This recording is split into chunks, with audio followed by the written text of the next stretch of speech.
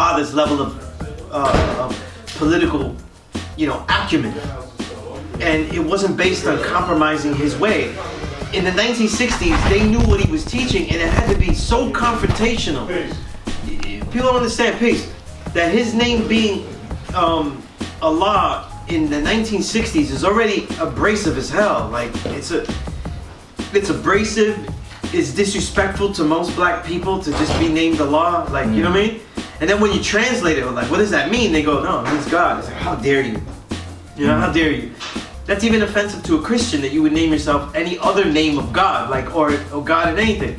And he's doing all of this. And the real mental thing to keep in the head is that, what? He's God. He's responsible for all humanity, so he has to learn how to speak to all the people. And he has to learn how to be comfortable amongst all the people, even if he doesn't bear witness to any of the systems that the people engage in to allow the society to function. I think there's an incorrect, lazy written rule in the way that we learn from the Father, and we say that we have to bear witness to all these systems because we're engaging in getting a trade or a career, and we engage and we benefit and we help society. That's not what we do. We don't have to bear witness to any structure in this society. We have to engage in it peacefully, civilly, righteously, but we don't have to bear witness to any form of its structure. We don't have to ever agree with capitalism. We don't have to ever agree with any other Christian foundation. We don't have to agree with any of that. Because to tell you the truth, it seems smooth. Like, it goes along smooth. You could be a smooth American and be God because of all this rap and all of this consciousness that is led from once the Father started teaching all the way to now, and it feels smooth. You could be an American and be God at the same time. It's so dope. I'm like God American. God American. I'm a God American. I'm also an African American. I'm also a Chinese American, right? The thing about it, right? It sounds so whack, right? The thing about it is that, like, the Father, to live at the time that he was living, he was dealing with people while they had to be grossly uncomfortable with his reality. Grossly uncomfortable. And yet he was still doing all this stuff. You know what I mean? He was still living out all this stuff. So it doesn't mean that you assimilate. These are dirty words to me, Appropriation I was talking about, but assimilation is what we do.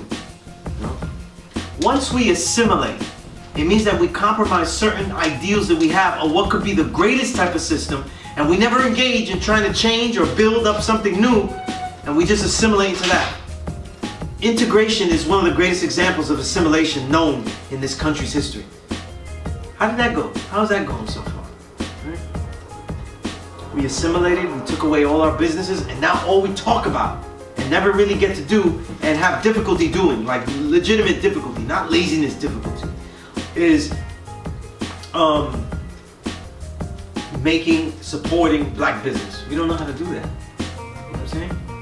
Even all these neighborhoods that you think like, oh look, those original people, they have great businesses and stuff. They have their own communities. Like they go, look, Puerto Ricans, they have their own bodegas and stuff. I'm like, how long did that last? That wasn't really, that wasn't a hotbed of financial capitalism, it wasn't a hotbed. People go, Washington Heights though is a whole like Dominican community of power and stuff like that. And that's just where Dominicans live. It's just where they rest their head at. It's not, I live there. Yo, God. It's not a stronghold. It's not like a Hasidic communities in school. They take it over though. There's a big difference going through Borough Park, you see what the Hasidics do there, and going through Dominican neighborhood of Quisqueya Heights. It's a big difference. You know what I'm saying? I don't see Dominican police, in Washington Heights though. I don't get harassed because I'm Puerto Rican. You know what I mean? Like, it doesn't happen. You know what I mean? But they don't have this financial foundation just because they all live in one area and they do a lot of commerce together though. Because in the end though, the real means of production we don't really have. We have access to make services, but we don't really have a lot of means of production. So brother goes, I have my own business, I make my own t-shirts though. You don't make your own t-shirts, you finish them. You finish them. You put the last piece that you like on the t-shirt, and it's yours. You know, so we don't really have all that access to what we think, you know? So when we talk about all this hustle and bustle and stuff like that, we're not thinking. So what I'm saying is like, it's the way that we think about these systems, you know?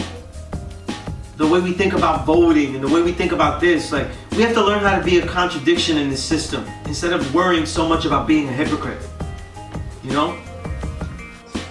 If Mecca did this,